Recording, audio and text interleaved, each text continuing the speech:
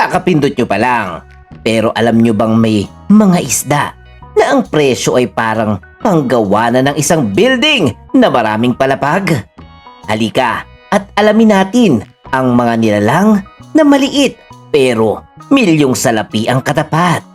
Isa-isahin natin ang pinakamamahaling alagang isda sa mundo.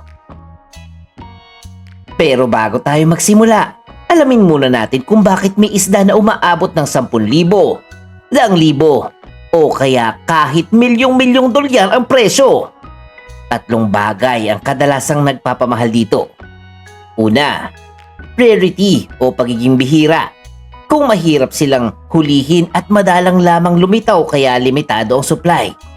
Number 2, kulay at forma. Dahil may mga mutations o pattern na kakaiba sila. At number 3, paniniwala at kultura. Halimbawa, ang paniniwalang nagdadala ito ng swerte kaya handang gumaso sa mga tao. Sa Pilipinas, may ilang mamahaling isda na illegal dahil endangered sila gaya ng mameng o humphead race na binebenta ng lihim sa mga pet shops. Ayon sa VERA files, ang mameng ay isa sa pinakamahal na live food fish. Umaabot ito ng 6,000 pesos kada kilo sa mga seafood restaurants sa Hong Kong, lalo na sa Singapore at Taiwan. Endangered na ito. Bawal ang commercial na bentahan nito sa ilalim ng Republic Act 9147 at ang pag-aresto sa mga nagbebenta ay inaabot sa batas. Kaya kung may mag-alok sa inyo ng gatong isda, iwasan natin. Mr. D. Number 10, Clarion Angelfish. Kilala dahil sa matingkad na kahel at dilaw na kulay nito.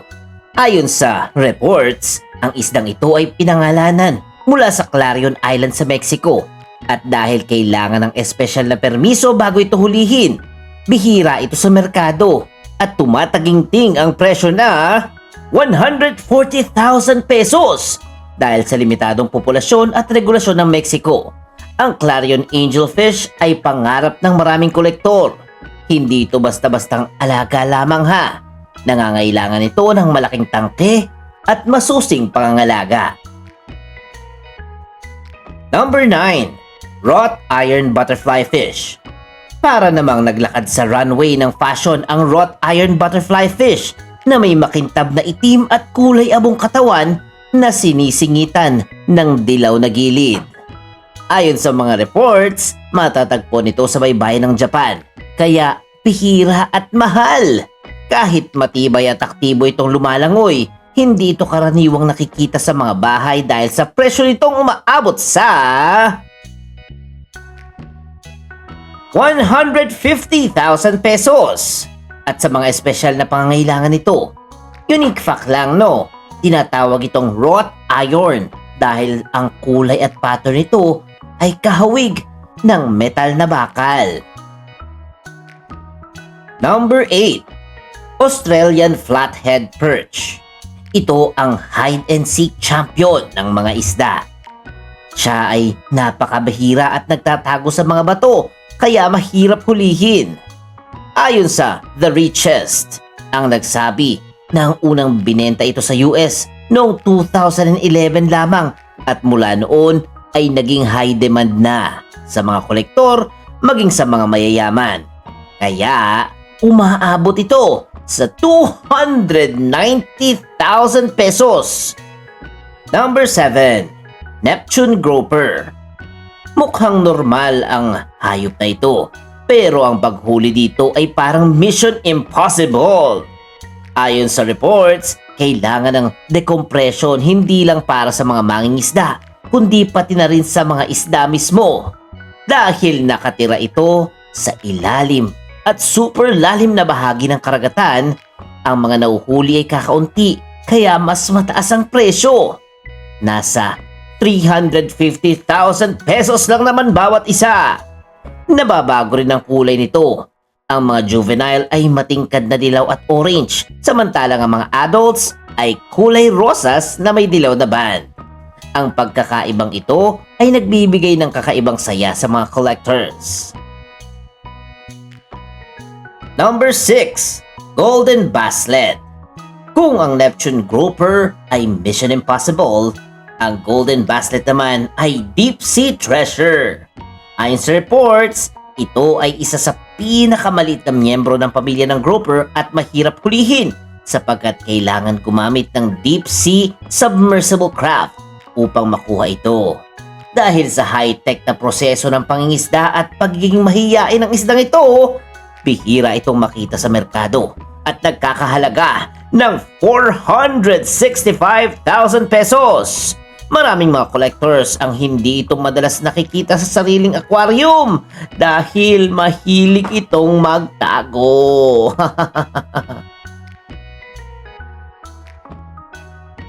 Number 5. Bladefin Basslet. Ito ay may malasword na palikpik sa likod at kasing laki lamang ng daliri. Ayon sa reports, matatagpuan ito sa malalim na reef ng Caribbean. At dahil napakaliit at napakahirap hulihin, umaabot ang presyo nito ng 580,000 pesos. Bagamat maliit, puno ito ng personality. Naglalaro at nagtatago sa pagitan ng mga bato. Sa bawat kilos nito, may parang mini show sa iyong aquarium. Number 4. Masked Angelfish. Kung gusto mo ng isdang may kwento, ang masked angelfish ang sagot dyan. Tila suot nito ang pangmaskara, puting katawan na may itim na maskara. Ayon sa mga artikulo, may kakaibang sexual dimorphism ang species na ito. Habang tumatanda, nagliliwanag ang marking ng lalaking isda, ngunit nanatiling pareho ang kulay ng babaeng isda. Ang isda na ito ay makikita malapit sa Hawaiian Islands at mahigpit ang regulasyon sa pagkuha, kaya napakamahal nito. Isang tala mula sa Tropical Fish Keeping ang nagsabing may pagkakataong umabot sa 1.7 million pesos ang presyo ng isang pares ng masked angelfish. Subalit, karaniwang nasa 930,000 ang isang individual. Sa Pilipinas, may mga hobbyist na napapangarap ang magkaroon nito. Ngunit mas madalas nating makita ito sa mga documentaries kaysa sa ating mga aquarium. Number 3. Peppermint Angelfish. Tila candy na pula at puti ang kulay ng peppermint angelfish. Maliit lamang ito, humigit kumulang 7 centimeters. Ngunit napakahirap hanapin sa malalim na higit na 100 metro sa Cook Islands lamang. Ayon sa reports, nag-alok ang mga kolektor ng hanggang 1.75 million pesos para sa isang isda. Katunayan, noong 2012, may iisang pampublikong exhibit ito sa Waikiki Aquarium sa Honolulu, Hawaii, matapos makuha ng Smithsonian Research Team. Pinakita ng Honolulu Magazine na maraming kolektor ang nagtatangkang bilhin nito, ngunit tumanggi ang aquarium kahit sa alok na $30,000. Bihira itong makunan, kaya para makakita nito ay kailangan mong maglakbay o manood ng video tour. Number 2. Freshwater Polka Dot Stingray. Mukha itong carpet na may polka dots. Ito ay may mala-oval na katawan at may puting bilog sa itim na katawan. Ayon sa mga reports, ang isang ray na may kakaibang U-shaped head ay binebenta sa halagang 5.8 million pesos. Ang mutation na ito ay dahilan kung bakit hindi ito makapaghanap ng pagkain sa wild at kailangan itong i-hand-fed sa aquarium. Ayon sa reports, ang polka dot stingray ay may venomous spine at illegal ang pag-export nito mula Brazil, kaya kailangan ng permit kapag gusto mong alagaan. Kung mahilig ka sa kakaiba, siguraduhin ding kaya mong pangalagaan ng isang predator na may venomous sting, ha? Number 1. Platinum Arowana. Siyempre, ang dragonfish ang mangunguna dito.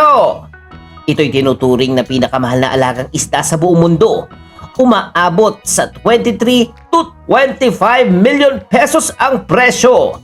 Ang taglay nitong makintab na metalikong kulay ay mula sa isang bihirang gene mutation, kaya halos kulay pilak ang buong katawan nito. Dahil sa sobrang halaga nito, nilalagyan ng microchip ang bawat isda para ma-authenticate. Makikita ang iba't ibang uri ng arwana. Merong red, green, silver. Ngunit ang platinum ang pinakapambihira. Hindi lang yun ha. Ang arwana ay may loyalty at intelligence. Naglalagay ito ng itlog sa bibig at binabantayan ang mga fry. Nakakapag-recognize din sila ng tao at maaari silang sanayin kumain mula sa kamay. Sa Asia, lalo na sa China at mga karatig bansa, tinuturing itong simbolo ng kalakasan at swerte. Dahil naging bihira ito nang ipagbawal ang international na kalakalan noong 1975, naging patok ito sa black market. Ngayon, meron ng mga legal na breeder ngunit may mga kolektor pa ring handang magbayad ng 23 million pesos o higit pa para sa isang perpektong isda. At bonus facts lang. Ang koi ay karaniwang matatagpuan sa mga ponds sa bakuran. Pero alam mo bang ilang variety nito ay mas mahal pa sa sports car? Ayon sa research, ang mga Japanese koi na galing sa prestigious bloodlines ay nagkakahalaga ng libo-libong dolyar. At ang record-breaking pa, si S-Legend, isang Kohaku variety ay nabili ng 100 million pesos! Pinagtitibay ito ng ulat ng Business Insider na ang koi na nanalo sa All Japan Koi Show noong 2017 ay nabenta sa presyong yon. At dahil sa tradisyon ng koi appreciation sa Hapon at pati na rin sa Pilipinas, maraming nagpapalahi ng koi para sa kompetisyon. Ang magandang pattern at simbolikong kahalagahan ng tiyaga ay katatagan na nagpapataas ng presyo. Sa Pilipinas, ang mga koi farm at enthusiast na sumasali sa international competitions sunod-sunod na lumalaban para manalo sa ating bayan. At yan ang pinakamahal na mga isda sa buong mundo. Kahit gaano kamahal ang mga isdang ito, mas higit ang halaga ng pag-aalaga at tamang pagtrato sa ating kalikasan. Kung naaliw ka sa kwento natin today, please comment, blob blob blob blob. At syempre, huwag kalimutang mag-like, mag-share, mag-comment, at mag-subscribe na kay Mr. D. Kasi masayang matuto!